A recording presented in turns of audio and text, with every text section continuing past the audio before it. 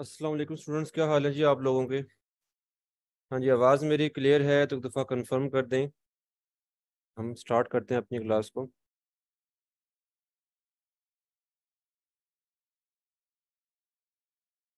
वालेकुम अस्सलाम। ओके जी, ठीक है, शुक्रिया। अच्छा जी, एक तो आपके व्हाट्सएप ग्रुप में जो है अच्छे खासे मैसेज आए हुए हैं। अभी क्लास के बाद इंशाल्लाह मैं सबको रिप्लाई भी करूँगा जिनके जो भी क्वेश्चंस हैं। ठीक है, बेफिक्र रहिएगा। क्वेश्चन जो है वो आप ग्रुप में कर दीजिए, कर दिया करें। आपको रिप्लाई उसका मिल जाएगा, जैसे ही मैं फ्री होता हूँ रिप्लाई फ़ौरन कर देता हूँ। ठीक है, थोड़ा सा वेट कर लिया करें। बाद स्टूडेंट जो हैं वो एक क्वेश्चन को बार बार रिपीट कर रहे होते हैं, तो एक दफ़ा लिखें या बार बार लिखें, उससे आप लोग ही तंग हो रहे होंगे जब ज़्यादा आपके मैसेजेस आते हैं तो। ठीक है, आपको उसका आंसर मिल जाएगा, बेफिक्र रहकर। और दूसरी बात ये कि एक्स्ट्रा मैसेजेस ना किया करें। मैंने आपको वॉइस नोट भी किया था ग्रुप में कि आप लोग जो हैं वो क्या करते हैं, एक्स्ट्रा मैसेजेस कर रहे होते हैं। ठीक है, एक्स्ट्रा कमेंट्स कर रहे होते हैं, और उससे क्या होता है कि बाकी पार्टिसिपेंट जो हैं वो भी डिस्टर्ब हो रहे होते हैं। और जब जैसे भी मैं चैट ओपन करूंगा और मैंने रिप्लाई करना है आपके क्वेश्चंस का, तो फिर मुझे भी मुश्किल होती है ये देखने में कि अब रियल क्वेश्चन किसका है या एक्स्ट्रा चैट कौन सी है। तो उस एक्स्ट्रा चैट में जो किसी का क्वेश्चन होता है ना वो रह जाता है फिर। तो काइंडली इस चीज़ को थोड़ा सा जो है ना एक सीरियस लें। ठीक है, और इसमें ये चीज़ें आप ना किया करें कि आपकी जो एक्स्ट्रा चैटिंग है वो वहाँ पे ना हो।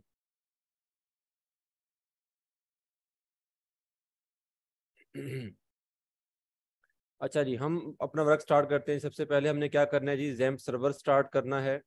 और जैम्प सर्वर जब हमारा स्टार्ट होगा तो ये दो चीज़ें स्टार्ट करनी है, अपाचे सर्वर और माई एसक्यूएल।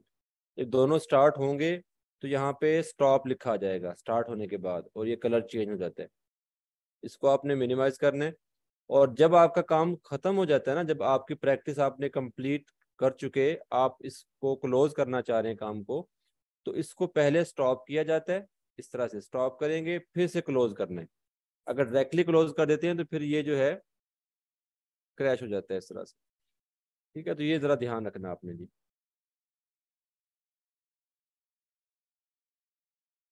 अच्छा, सर्वर स्टार्ट हो गया है। अब हमने क्या करना है, यहाँ पे आना है अपने ब्राउजर पे, लोकल होस्ट हम लिखेंगे और स्लैश। अब जो मेरी वेबसाइट का नेम है, वेबसाइट का नेम से मुराद जो मैंने वर्डप्रेस का फोल्डर रखा था एच टी डॉक्स में, उस फोल्डर का नेम। और मैंने आप लोगों को ये बताया था उस फोल्डर का जब आप नेम देंगे उस फोल्डर को, या अपने डेटाबेस को नेम देंगे, तो वो नेम जो है विदाउट स्पेस आपने देना है, स्पेस के बगैर। जैसे कि मैंने लिखा था बैच 68, स्पेस के बगैर है, और स्मॉल लेटर छोटी एबीसी में लिखा हुआ है। ठीक है, तो ये ज़रा थोड़ा सा ध्यान दे लें। और दूसरी चीज़ ये कि मोस्टली स्टूडेंट का जो इश्यूज आ रहा है वो ये आ रहा है कि उन्होंने एक तो यहाँ पे जब आपका नेम, जैसे कि अभी मैंने क्या लिखा है बैच 68, और अगर मैं लिख देता हूँ बैच 6 और इसको इंटर करता हूँ, अब देखें ये आ गया जी नॉट फाउंड। क्यों आ गया? क्योंकि इस नेम से कोई फोल्डर मौजूद ही नहीं है एच टी डॉक्स में, इस नेम से। तो इस वजह से ये इशू दे रहा है कि नॉट फाउंड। उसको अगर फाउंड नहीं, अगर नॉट फाउंड का इशू आ रहा है, उसका मतलब उसे इस नेम से कोई फोल्डर नहीं मिल रहा। ठीक है, तो एग्जैक्ट नेम होना चाहिए, उस नेम का फोल्डर भी वहां पे मौजूद होना चाहिए, पहली चीज। दूसरी चीज ये कि आपका नेम भी एग्जैक्ट है, बिल्कुल परफेक्ट वे में। आपने जो फोल्डर रखा वो भी आपका अनजिप करके आपने रखा, उसको नेम भी आपने ठीक दिया हुआ है, और फिर भी ये नॉट फाउंड आ रहा है।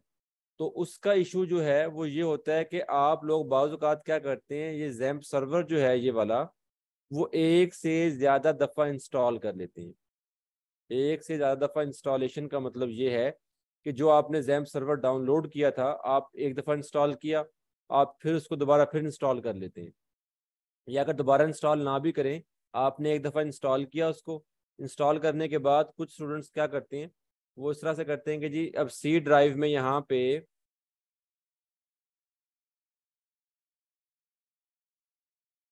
जैसे सी ड्राइव में ये जैम्प फोल्डर है जिसमें ये जैम्प सर्वर की फाइल्स हैं, वो क्या करते हैं पहले इंस्टॉल कर लिया, ठीक है, और फिर इसको यहाँ से कॉपी करते हैं, किधर और भी फोल्डर रख देते हैं। अब कॉपी करके रखें या दो दफा इंस्टॉल कर लिया तो भी, जब आपका ये जैम्प के फाइल्स का फोल्डर 2 दफ़ा या एक से ज़्यादा दफ़ा बनेगा, जैसे कि यहाँ पे अब जैम्प की ये फाइल्स आ गई हैं, नेम जो चाहे हो, लेकिन उस फोल्डर में ये जैम्प वाली फाइल्स हैं, ठीक है। ये फोल्डर अगर कहीं और भी होगा ना जहाँ पे सेम यही फाइल्स होंगी, तो भी आपका ब्राउज़र जो है, ब्राउज़र जिस ब्राउज़र पे आप वेबसाइट को ओपन कर रहे हैं, उसको मुश्किल होती है कि वो इस फोल्डर को कहाँ पे तलाश करे, वर्डप्रेस के फोल्डर को, क्योंकि आपने जैम्प 2 दफ़ा किया हुआ है, जैम्प का सेटअप आपने 2 दफ़ा वो इंस्टॉल किया हुआ है, जैम्प के जो फोल्डर है इंस्टॉलेशन के वो 2 दफ़ा रखे हुए बना के, तो फिर उसको इश्यू होता है कि उसको फाइल जो है वो फाउंड नहीं कर पाता वो, इसलिए वो नॉट फाउंड का एरर दे देता है। तो दो ही चीज़ें हैं, एक तो नेम एग्जैक्ट हो, पहले कंफर्म कर लें कि नेम आपका एग्जैक्ट हो, उसी नेम से फोल्डर आपने रखा हो, और फिर भी अगर ये इशू आ रहा है तो फिर आप मेक श्योर करें कि आपका जैम्प सर्वर जो है वो एक से ज़्यादा दफ़ा इंस्टॉल ना हो, ठीक है। ये दो चीज़ें क्लियर कर लेंगे तो आपका ये इशू नहीं आएगा जी। क्लियर हो गया आप लोगों को? मोस्ट स्टूडेंट का यही क्वेश्चन था जी, यही इसका इशू है।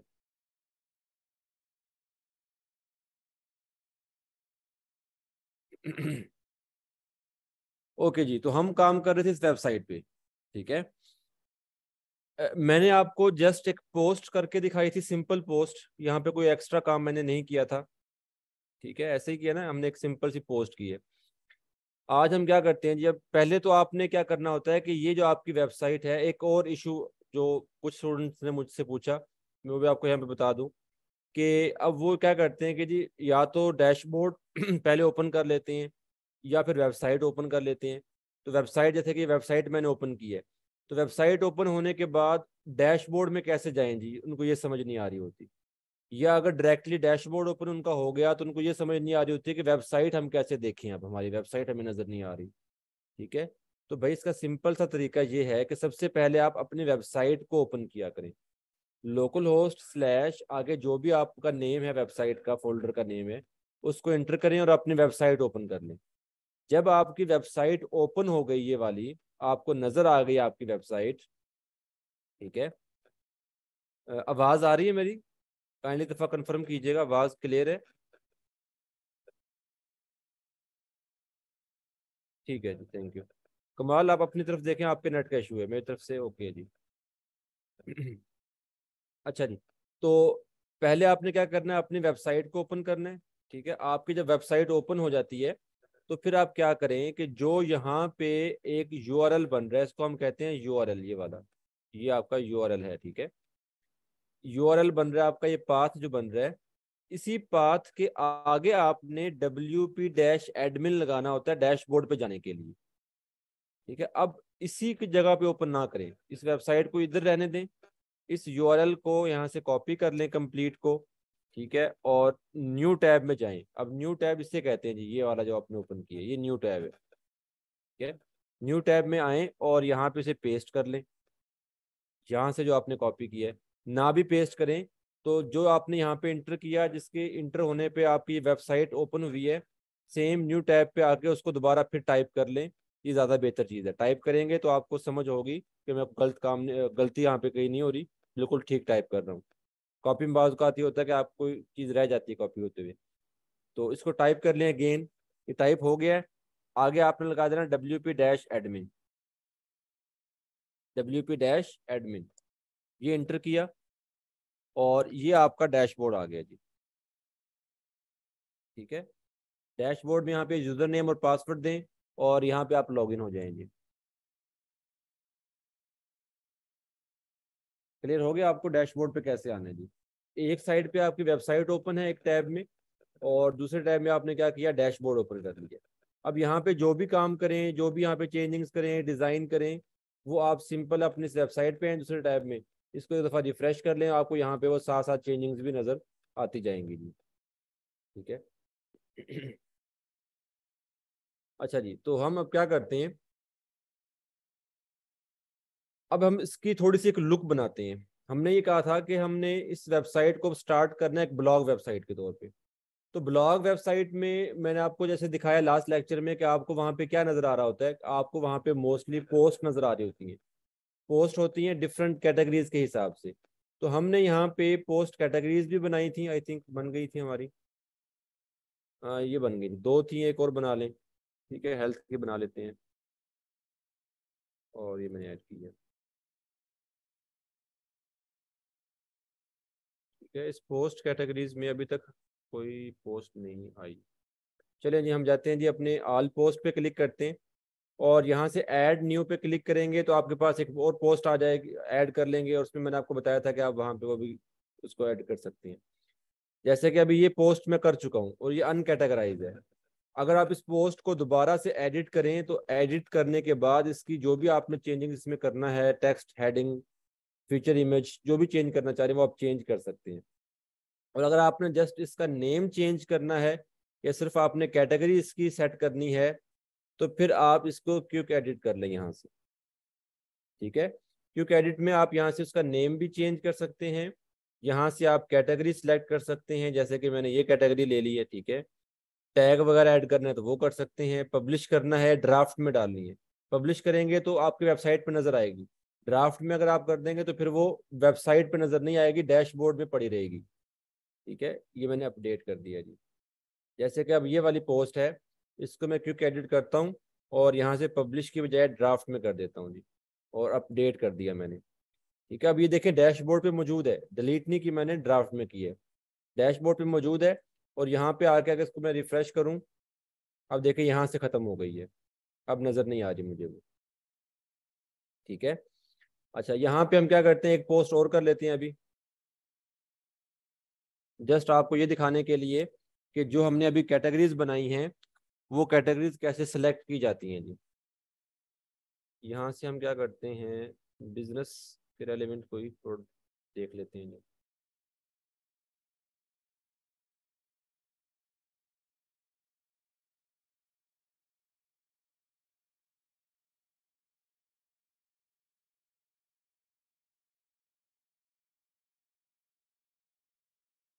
अच्छा, सबसे पहले टाइटल हम कॉपी कर लेते हैं, यहाँ से टाइटल हमारा आ गया जी, ये टाइटल आ गया, और टाइटल के साथ उसकी ये डिस्क्रिप्शन मैं ले लेता हूँ।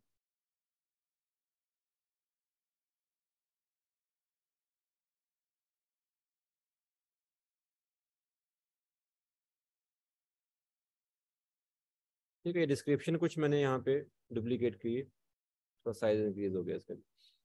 अच्छा जी, अब आप आ जाएं साइड बार में, और यहाँ पे मैंने क्लिक किया टाइटल पे पहले, अगर यहाँ पे क्लिक किया होगा तो फिर साइड बार में ऑप्शन आपको और नजर आएंगे। अब जो ऑप्शन नजर आ रहे हैं वो पैराग्राफ के नजर आ रही है, जो पैराग्राफ लिया हुआ है इसकी सेटिंग्स है। अगर आप टाइटल पे क्लिक करेंगे तो फिर अब आपको जो सेटिंग नजर आ रही है वो पूरे पोस्ट की नजर आ रही है, जिसमें आपको कैटेगरी यहाँ पे सिलेक्ट कर सकते हैं, जो कैटेगरी आप देना चाह रहे हैं उसको, टैग यहाँ पे डाल सकते हैं, फीचर इमेज आपके पास आ गई है। फीचर इमेज में आप क्या करेंगे, अब हम अपनी इमेज अपलोड कर लेंगे जी।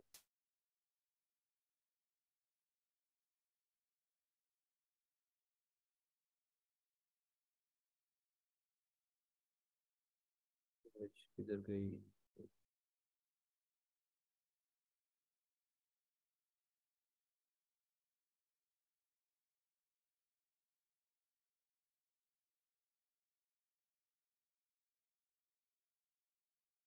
और इसको आप यहाँ से पब्लिश कर दें जी। पब्लिश हो गई है, डैशबोर्ड पे आ जाएं। अब यहाँ पे देखें जी, ये बिजनेस कैटेगरी में है, ये स्पोर्ट्स कैटेगरी में आ गई है। इस तरह से आपके पास कम से कम 3 से 4 कैटेगरी हों। ठीक है, 3 से 4 डिफरेंट, जैसे भी हमने 3 कैटेगरी बनाई है ना, आप मिनिमम 3, बाकी आप 4 5 भी बना सकते हैं। और अभी ये एक पोस्ट की मैंने, एक पोस्ट और करूंगा उसको भी बिजनेस कैटेगरी में डाल दूंगा, एक पोस्ट और करूंगा उसको बिजनेस कैटेगरी में डाल दूंगा। इस तरह से हर कैटेगरी के साथ, हर कैटेगरी में कम से कम 3 4 पोस्ट हों। तो टोटल कुल पोस्ट आपके पास जो है, अगर 3 कैटेगरी हैं, 4 4 पोस्ट करें 12 हो जाएंगी, 4 कैटेगरी हैं, 4 4 पोस्ट करें 16 पोस्ट हो जाएंगी। तो पोस्ट थोड़ी सी आपके पास तकरीबन 14 15 16 के करीब हों, ताकि आपका ये वाला जो पेज है थोड़ा सा भरा भरा आपको नजर आए, आपका एक डिज़ाइन बनना शुरू हो वेबसाइट पे। जैसे कि अभी देखें, यहाँ पे अगर हम आए ना इस वेबसाइट पे, तो यहाँ पे देखिए कितनी पोस्ट नजर आ रही है, ये टोटल पोस्ट है ये वाली, ये तमाम पोस्ट हैं, एक लाइन में 4 पोस्ट आ रही हैं, एक रो में। ठीक है, इस तरह से तो आपका ये काम होगा जी। तो इसको आके एक दफ़ा रिफ्रेश कर लें, ये पोस्ट आ गई हमारी, ठीक है। अभी 3 पोस्ट यहाँ पे आ सकती हैं इस सेटिंग में, आप इसको 4 पे भी कर सकते हैं, ठीक है, कम ज्यादा कर सकते हैं आप इसको। अच्छा, अब ये पोस्ट करना तो आपको आ गई, पोस्ट कैटेगरीज कैसे की जाती हैं, पोस्ट कैसे की जाती है, ये तो आपको आ गई समझ, ठीक है, क्लियर होगा ना पोस्ट कैसे की जाती है। अब जैसे इस वेबसाइट में ये एक प्रॉपर हेडर बना हुआ है, हेडर में लोगो लगा हुआ है, हेडर में यहाँ पे आपको डिफरेंट कैटेगरीज नजर आ रही हैं, पोस्ट कैटेगरीज नजर आ रही है ना आपको यहाँ पे, ठीक है। ऐसे ही नीचे आ जाएं आप लास्ट में, तो आपको ये एक फुटर नजर आ रहा है, फुटर में भी यहाँ पे कुछ उसने डिजाइन किया हुआ है चीजों को।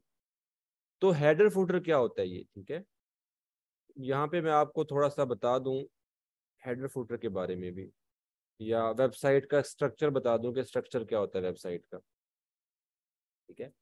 अच्छा, ये आपको एक वेबसाइट नजर आ रही है, ये समझें कि एक पेज नजर आ रहा है, वेबसाइट नजर आ रही है।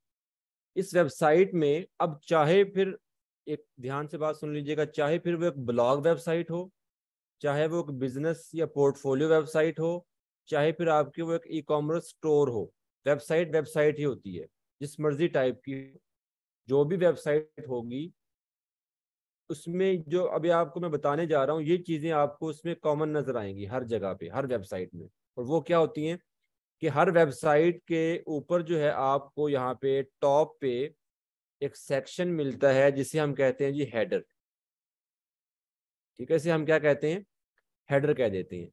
और ऐसे ही नीचे बॉटम में आपको एक सेक्शन मिलता है जिसे हम कह देते हैं जी फुटर, ठीक है। इसको हम क्या कह देते हैं, हेडर कह देते हैं,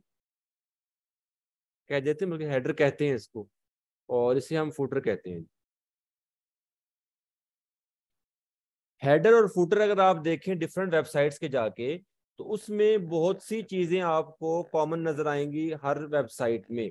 और वो क्या होती हैं कि जी, हेडर में आपको हर वेबसाइट का एक लोगो नजर आएगा, वेबसाइट का टाइटल नजर आएगा, उसके बाद एक नेव बार नजर आएगी, जैसे कि ये इसकी नेव बार है, जिसे हम मेन्यू भी कह देते हैं, ठीक है। ये चीजें आपको कॉमन नजर आएंगी, सर्च का बटन नजर आएगा, कॉन्टैक्ट अस का बटन नजर आ जाता है। अगर वो ई कॉमर्स स्टोर है तो फिर वहां पे आपको कार्ट का आइकन नजर आ रहा होगा, कार्ट का, या जो है माई शॉप, शॉप का कह लें आप, ठीक है। टॉप हेडर भी यूज किया जाता है बाजूकात, ठीक है, इस तरह से। तो ये चीजें आपकी हेडर में होती हैं, समझ आ रही ना आपको, ये आपका हेडर होता है जी। आप जिस तरह की भी वेबसाइट बनाएं, ब्लॉग बनाएं, बिजनेस बनाएं, पोर्टफोलियो बनाएं, कॉमर्स बनाएं, हेडर आप डिजाइन करते हैं, और हेडर में आप अपनी वेबसाइट का लोगो, टाइटल, नेविगेशन बार जो होती है, मेन्यू, ठीक है, और सर्च का बटन या कॉन्टैक्ट अस का, यानी कि जरूरत के मुताबिक जिन चीज़ों की जरूरत हो, ये नहीं कि हर चीज़ लाजमी रखनी है हमने, जो चीज़ों की जरूरत होगी जिस चीज़ की, हम उसी हिसाब से अपना हेडर जो चीज़ें ऐड कर लेंगे जी। ऐसे ही आप फुटर में आ जाएं, फुटर में आपको क्या चीज़ें नजर आएंगी, फुटर में मोस्टली आपको क्विक लिंक्स नजर आते हैं, जैसे कि प्राइवेसी पॉलिसी का FAQs, ठीक है, या टर्म्स ऑफ कंडीशन आ गई, ऐसे पेजेस नजर आ रहे होते हैं आपको। या फिर वहाँ पे कॉन्टैक्ट डिटेल होती है, कॉन्टैक्ट डिटेल में ईमेल एड्रेस होता है, या फ़ोन नंबर होता है, या उसका एड्रेस होता है ऑफिस का, ठीक है, गूगल मैप छोटा सा वहाँ पे बताया होता है। या फिर वहाँ पे आपको जो है ईमेल सब्सक्रिप्शन का बॉक्स होता है। तो ऐसी चीजें आपको फूटर में अमूमन नजर आ रही होती हैं हर वेबसाइट में डिफरेंट, ऐसा ही है ना।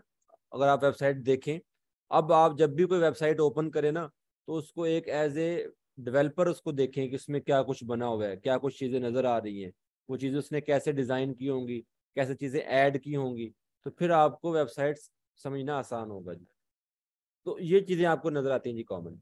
अब इन दो चीज़ों के अलावा एक तीसरी चीज़ भी होती है, जो कि आपको हर वेबसाइट में तो नहीं, किसी किसी वेबसाइट में नज़र आती है।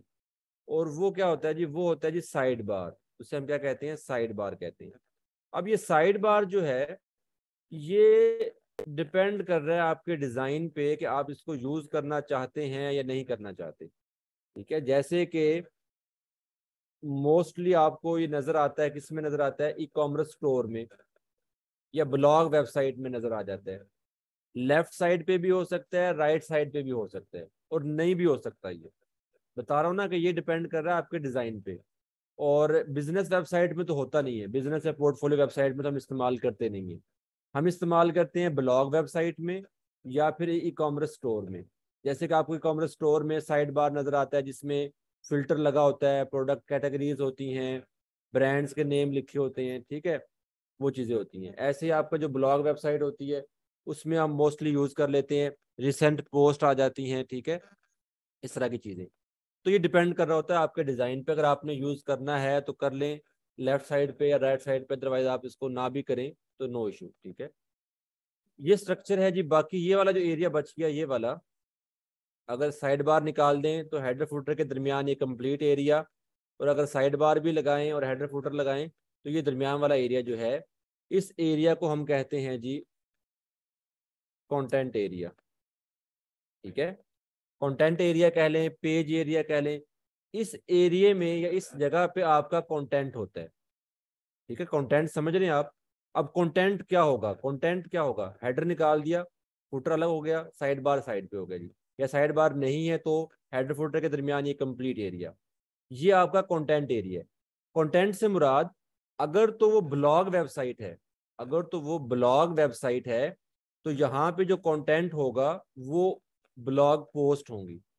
जैसे कि ये वेबसाइट है, अब इसमें हेडर ये वाला निकाल दें, ये नीचे आपका फुटर आ गया, ठीक है। हेडर फुटर के दरमियान में अब ये सारा कंटेंट है।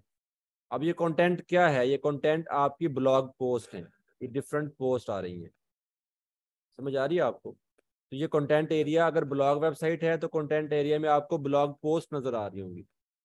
अगर बिजनेस वेबसाइट है या पोर्टफोलियो वेबसाइट है तो कंटेंट एरिया में आपको पेजेस नजर आ रहे होंगे। पेजेस के ऊपर जो कंटेंट आपने डिजाइन किया है, पेजेस के ऊपर जो कंटेंट बनाया गया वो नजर आ रहा होगा। और अगर ई कॉमर्स स्टोर है, ऑनलाइन शॉप है, तो फिर यहाँ पे आपको कंटेंट एरिया में क्या नजर आ रहा होगा, जल्दी से बताएं मुझे कि अगर ऑनलाइन शॉप है या एक ई कॉमर्स स्टोर है तो फिर कंटेंट एरिया में आपको क्या नजर आता है या क्या देख रहे होते हैं। हाँ जी, वहां पे फिर आप प्रोडक्ट्स देख रहे होते हैं, वहां पे आप क्या देख रहे होते हैं, प्रोडक्ट्स देख रहे होते हैं। अब ये एक अलग चीज है कि प्रोडक्ट को डिजाइन कैसे करना है, या पोस्ट को डिजाइन कैसे करना है, या पेजेस को डिजाइन कैसे करना है। डिजाइन करना एक अलग चीज है, हम दिखाना क्या चाह रहे हैं, हम हमारा स्ट्रक्चर क्या है वेबसाइट का, ये एक अलग चीज है। तो स्ट्रक्चर आपको समझ आ गया, स्ट्रक्चर क्या है वेबसाइट का। अब स्ट्रक्चर जब आपको समझ आ गया तो फिर आपको डिजाइन करना भी समझ आ जाएगा कि डिजाइन कैसे किया जाएगा, ठीक है। स्ट्रक्चर ये है। अब हम चलते हैं डिजाइन की तरफ कि डिजाइन हम कैसे करेंगे। साइड बार की एग्जांपल अभी मैं आपको दिखा देता हूँ जी। साइड बार मैंने कहा कि मोस्टली आपको नजर आता है किसमें, ब्लॉग वेबसाइट में, या फिर आपको नजर आ रहा होता है ई कॉमर्स स्टोर में। तो हमको ई कॉमर्स स्टोर देख लेते हैं। अब ये लाजमी नहीं होता कि हर एक ने यूज किया हो, ठीक है। ये अगेन बता रहा हूँ कि डिपेंड कर रहा होता है कि आप इसको यूज करना चाह रहे हैं या नहीं करना चाह रहे।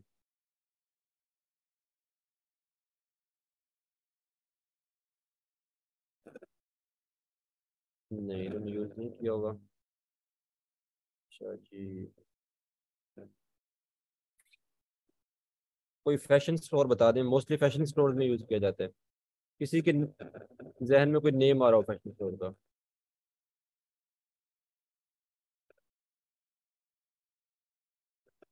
स्कूल वेबसाइट जो है वो एक बिजनेस वेबसाइट होती है, ठीक है। पोर्टफोलियो वेबसाइट भी कह सकते हैं, स्कूल के बारे में है तो।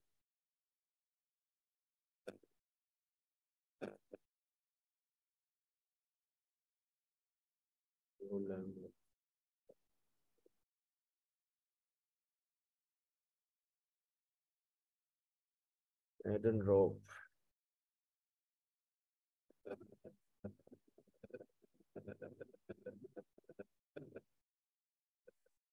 चलिए देखते हैं जी कहाँ पे आपको नजर आता है साइड बार। वैसे कोई मुश्किल चीज नहीं, साइड बार आपको अमूमन आप देखते हैं साइड बार को। होम पेज पे तो फिर भी नजर नहीं आएगा, प्रोडक्ट्स में ही नजर आएगा आपको।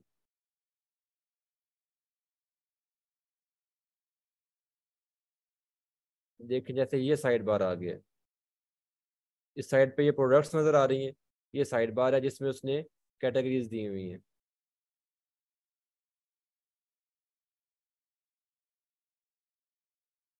ठीक है, ये साइड बार है। ऐसे ही अगर हम बात करें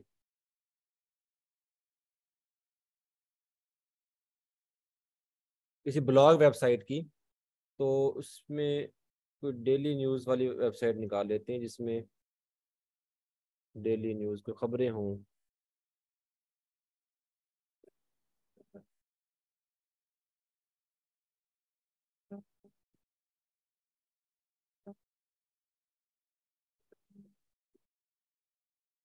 हाँ जी, विकीपीडिया पे भी होते हैं। जैसे देखें, ये साइड बार नज़र आ रहा है आपको, ये साइड बार है जिसमें ब्लॉग्स आ गए। नीचे उसने फिर यहाँ पे, ये तो खैर ऐड आ गई हैं, एड्स के नीचे ये चीज़ें दी हुई हैं उसने। करेंसी कन्वर्टर दिया हुआ है और साइंस टेक दिया हुआ है उसने कुछ कैटेगरीज। तो ये सारा साइड बार है उसका। ठीक है, नेटवर्क के बारे में दिया हुआ है, तो ये साइड बार है।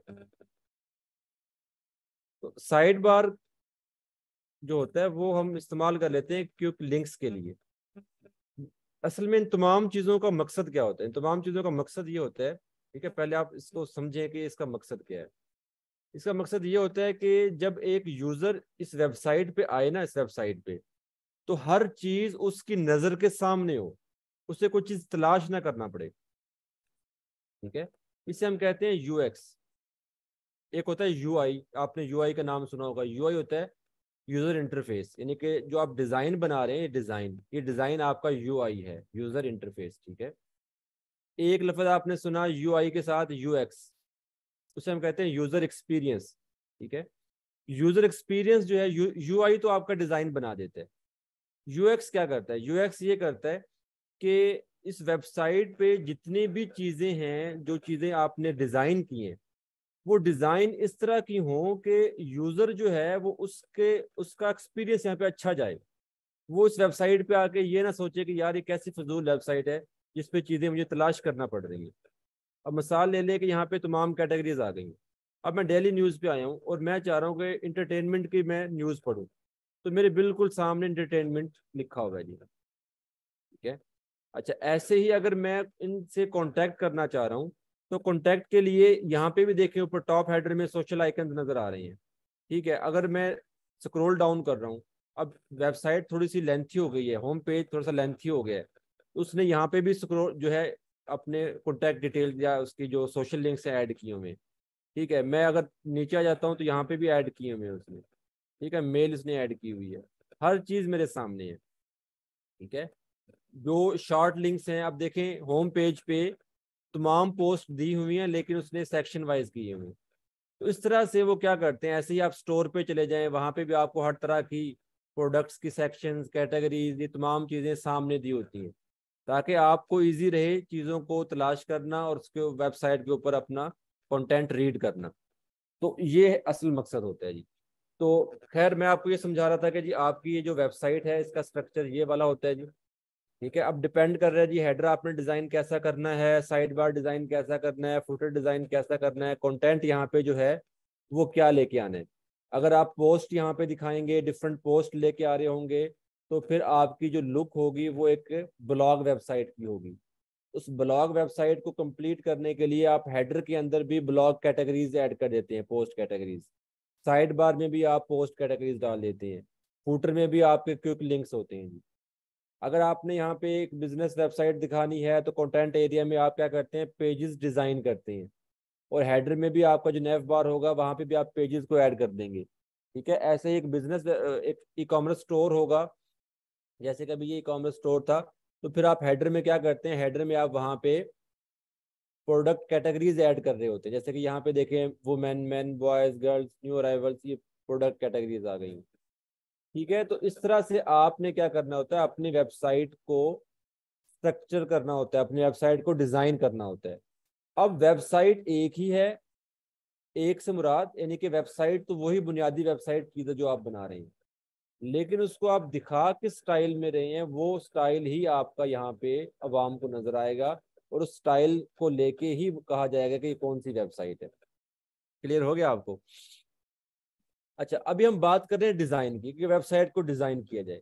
वेबसाइट को डिजाइन करने के लिए हमें क्या चाहिए होता है जी? वेबसाइट को डिजाइन करने के लिए हमें क्या चाहिए होता है, जल्दी से बताएं मुझे, ताकि फिर हम अपनी वेबसाइट को डिज़ाइन करना शुरू करें। ब्लॉग वेबसाइट पे हम काम कर रहे हैं ना, ब्लॉग वेबसाइट पे जो कंटेंट एरिया है वहाँ पे तो पोस्ट आएंगी। पोस्ट तो हमने दिखा दी है, पोस्ट तो हमने यहाँ पे लगा दी, देखिए पोस्ट नज़र आ रही हैं।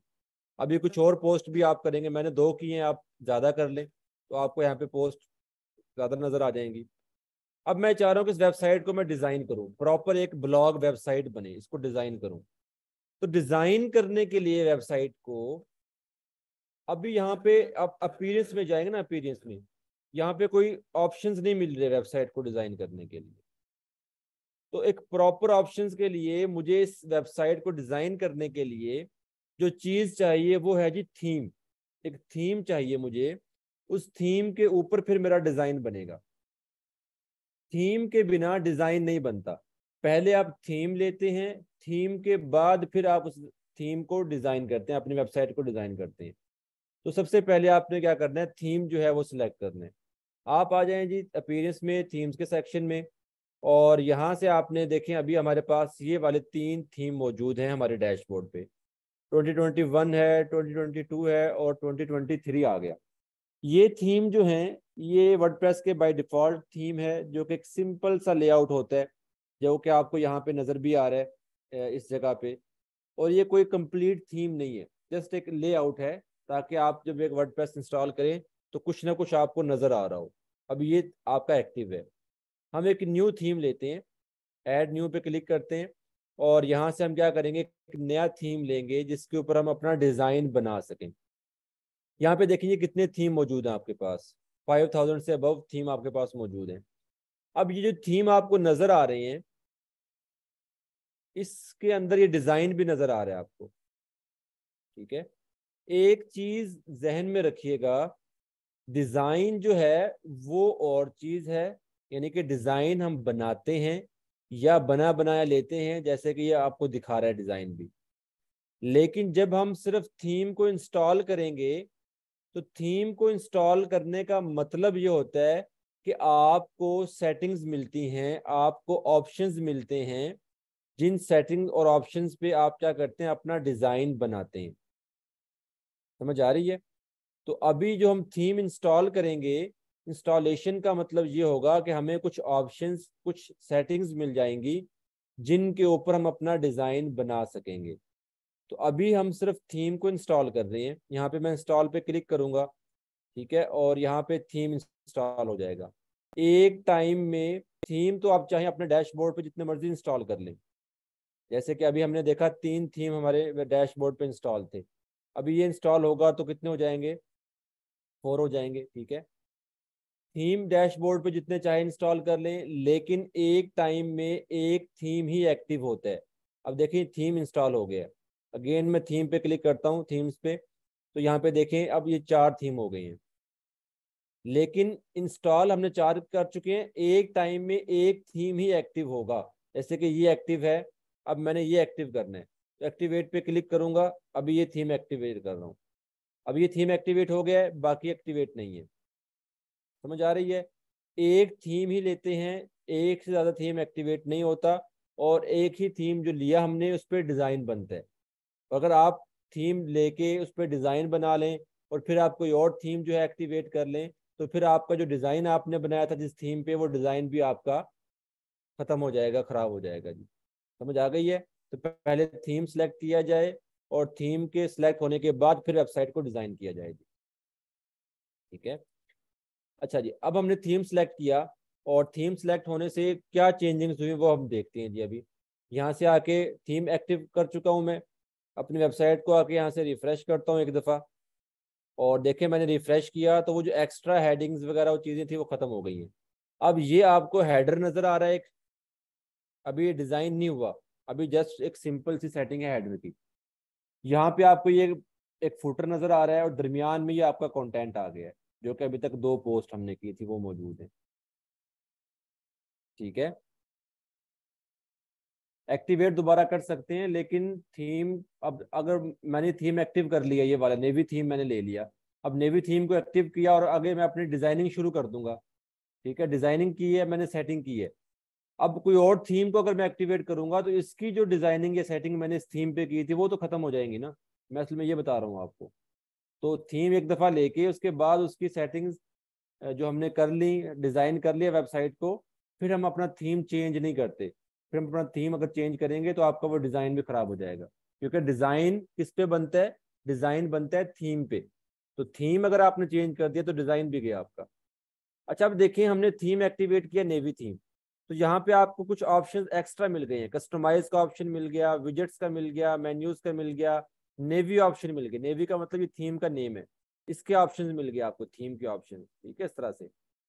तो ये चीज़ें आपको हेल्प करेंगी वेबसाइट को डिज़ाइन करने में।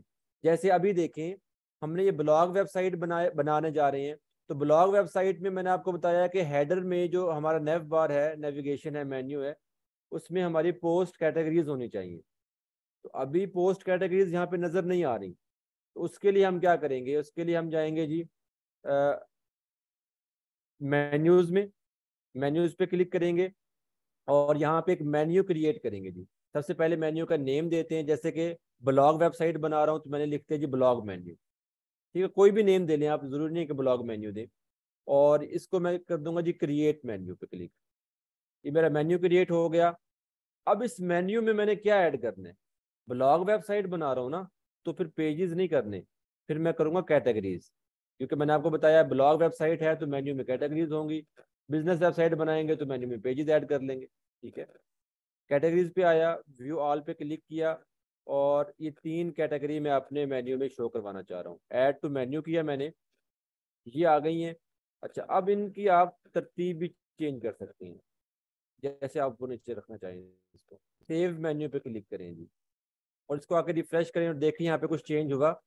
नहीं चेंज हुआ जी। क्यों चेंज नहीं हुआ?